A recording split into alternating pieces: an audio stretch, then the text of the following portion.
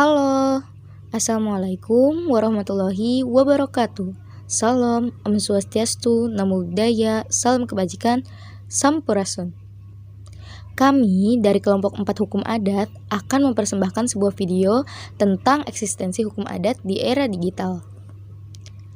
Dengan dosen pengampu, Bapak Agustinus Tampu Bolon, MPD.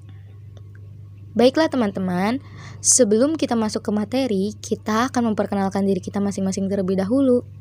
Perkenalkan, nama aku Audi Yohana Sabella. Saya Rizky Hermawan.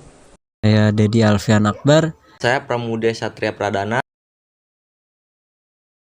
Baiklah, sebelum kita masuk ke materi, aku ada satu pantun nih buat teman-teman. Dengerin ya. Ambil mangga dengan gala, diambil paman berbadan kekar. Mari ucapkan basmalah, semoga presentasi hari ini lancar. Baiklah, yang pertama kami akan membahas tentang eksistensi hukum adat di suku Dayak Kalis. Yang kedua, kita akan membahas tentang hukum adat di suku Baduy. Dan yang terakhir, kita akan membahas tentang hukum adat suku Sangir Talaud. Pembahasan pertama yaitu hukum adat Dayak Kalis. Sebelum mengenal hukum adat Dayak Kalis, sebaiknya kita paham suku Dayak Kalis itu bagaimana. Suku Dayak Kalis merupakan subrumpun suku Dayak yang berdomisili di Kecamatan Kalis, Kabupaten Kapuas Hulu, Kalimantan Barat. Masyarakat suku Dayak Kalis yang sebelumnya dikenal dengan sebutan suku Ruuk ini dahulunya sebenarnya berdiam di sepanjang Sungai Mandai.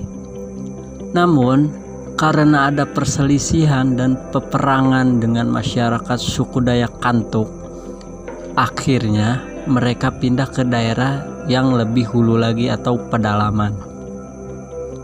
Dalam perjalanannya, mereka menemukan Sungai Kalis yang merupakan anak Sungai Mandai yang bisa menjadi sumber penghidupan mereka. Lalu, bagaimana proses terbentuknya hukum adat Dayak Kalis? Tatanan kehidupan masyarakat Dayak Kalis hingga kini masih memegang teguh aturan adat istiadat atau hukum adat dari nenek moyang yang diturunkan secara lisan oleh para tetua yang disebut dengan ulu kampung atau ulu banua dan para pemegang adat yang ditunjuk. Yang dimaksud dengan hukum adat Dayak Kalis adalah hukuman atau aturan yang terdiri dari norma-norma kesopanan, kesusilaan, ketertiban, sampai kepada norma-norma keyakinan dan kepercayaan yang dihubungkan dengan alam gaib dan Sang Pencipta yang menjamin keadilan. Dalam masyarakat Dayak Kalis ada 4 jenis hukum adat yang dikenal. Yang pertama saud. Saud adalah suatu jenis hukum yang hampir selalu ada, mulai dari kasus yang ringan. Hukuman saud ini merupakan suatu lambang perdamaian dengan roh gaib di sekitarnya. Yang kedua, satanga baar atau setengah pati nyawa. Satanga baar adalah jenis keputusan terhadap sesuatu kasus baik disengaja maupun tidak, yang dampaknya terhadap korban mengakibatkan cacat seumur hidup atau luka parah. Yang ketiga, pati nyawa atau raga nyawa atau baar adalah jenis keputusan bagi setiap kasus yang menyebabkan kematian seseorang. Kepada pelaku, walau sudah dikenakan hukum adat, tetapi yang bersangkutan tetap diajukan ke aparat yang berwajib untuk menjalani proses hukum yang berlaku.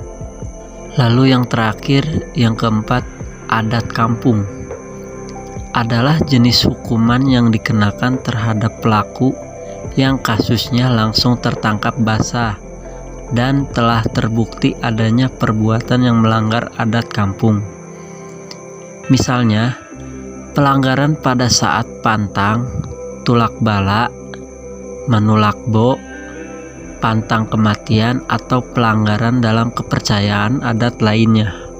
Lalu, apakah hukum adat Dayak Kalis ini masih eksis sampai sekarang? Ya, jawabannya masih eksis. Studi kasus beberapa waktu yang lalu, ada seorang oknum yang menyebutkan bahwa Pulau Kalimantan adalah tempat jin buang anak. Lalu para tokoh adat Dayak geram atas ucapan si oknum tersebut. Kemudian para tokoh adat Dayak berunding untuk menyiapkan hukuman adat bagi si oknum tersebut. Nah, dari sini kita bisa tarik kesimpulan bahwa hukum adat Dayak Kalis masih eksis sampai saat ini. Hukum adat di suku Baduy. Sejak dahulu, masyarakat Baduy memang selalu berpegang teguh pada seluruh ketentuan maupun aturan-aturan yang telah ditetapkan oleh Puun, atau bisa dibilang kepala adat. Patuhnya mereka kepada aturan tersebut menjadi pegangan mutlak untuk menjalani kehidupan bersama. Saat sebab Baduy berlangsung, biasanya ribuan masyarakat Baduy dalam dan Baduy luar berbondong-bondong datang ke kota Serang. Sebelumnya, masyarakat Baduy terlebih dahulu sudah melakukan ritual adat Ngawalu dan Ngalaksa. Ngawalu adalah ritual yang diadakan saat musim panen selama 3 bulan. Biasanya, pada saat ritual ini kawasan wisata Baduy ditutup. Nah, selesainya ritual Kawalu ditandai dengan ritual selanjutnya yakni Ngalaksa. Dalam ritual sebab Baduy ini, selain memberikan seserahan berupa hasil tani dan hasil bumi, terjadi pula dialog budaya antara masyarakat Baduy dalam, Baduy luar, dan para panggede atau pejabat daerah Banten.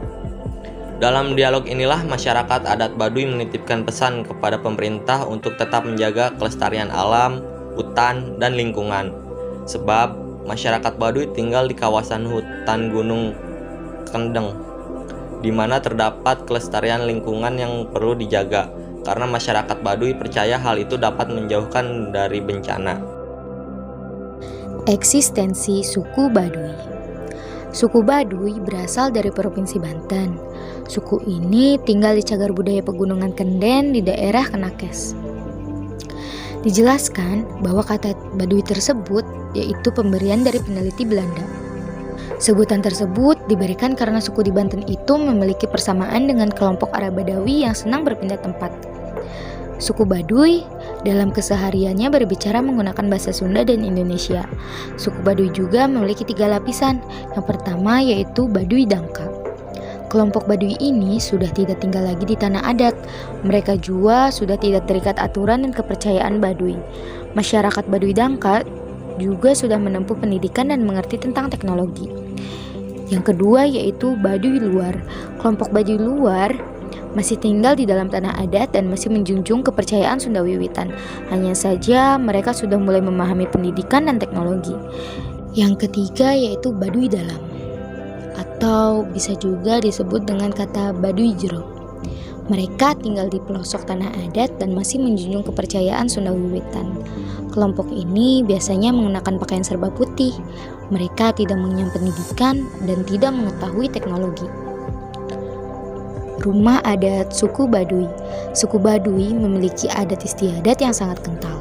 Salah satunya adalah rumah adat suku Baduy, bernama Sulah Nyanda. Proses pembuatan rumah dilakukan dengan cara gotong royong. Bahan kayu yang digunakan untuk pondasi, sedangkan bagian dasar pondasinya menggunakan batu kali. Rumah adat ini terbagi menjadi 3 bagian. Bagian yang pertama yaitu bagian depan, atau biasa juga disebut dengan sosoro.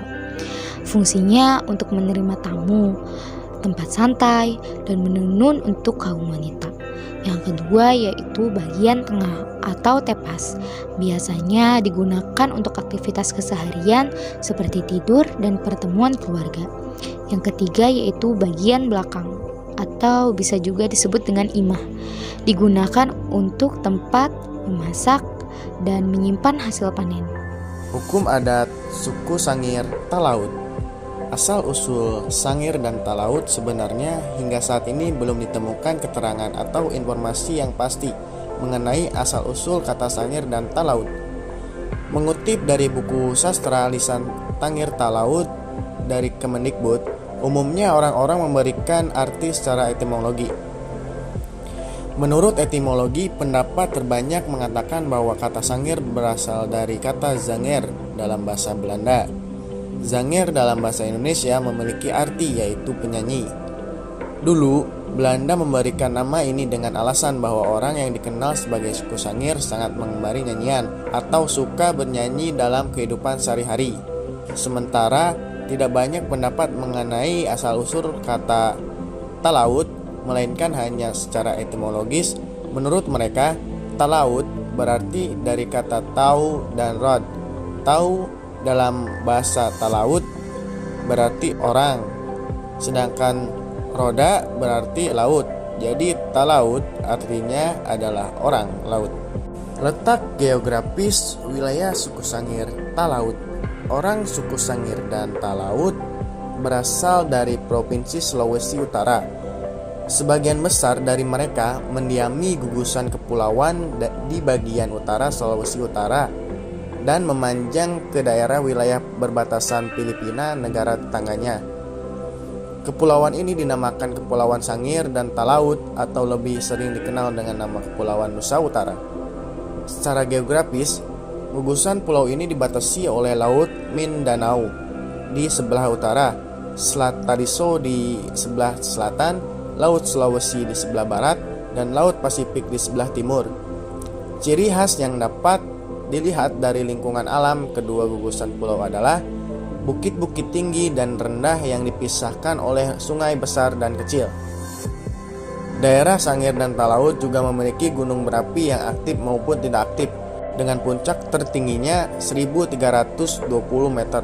Secara umum, pulau ini termasuk daerah vulkanis dengan jenis tanah latoso. Karakteristik penduduk suku Sangir Talaut. Tidak ada keterangan waktu yang secara persis menjelaskan kapan wilayah Sangir Talaut dihuni manusia. Namun dari beberapa penelitian dan pengalian arkeologi, diduga pulau ini sudah ditempati sejak 5000 hingga 2000 sebelum Masehi. Eksistensi hukum adat suku Sangir Talaut. Menurut saya, suku adat ini itu masih eksis sampai sekarang. Karena masyarakat suku Sangir Talaut hampir semuanya hidup sebagai petani. Mereka bercocok tanam di ladang dengan komoditas seperti kelapa, cengkeh, pala, sagu, padi, dan ubi-ubian. Mereka juga melakukan kegiatan perikanan dengan cara tradisional seperti memancing ikan menggunakan jaring atau perangkap lainnya. Hasil ikannya dapat dimakan, diperjualbelikan, atau ditukar dengan barang lain. Agama yang banyak dianut oleh orang Sangir Talaut adalah Kristen Protestan, Islam, dan Kristen Katolik. Sebelum ada agama yang mengasuh, mereka umumnya masih menganut animisme dan dinamisme.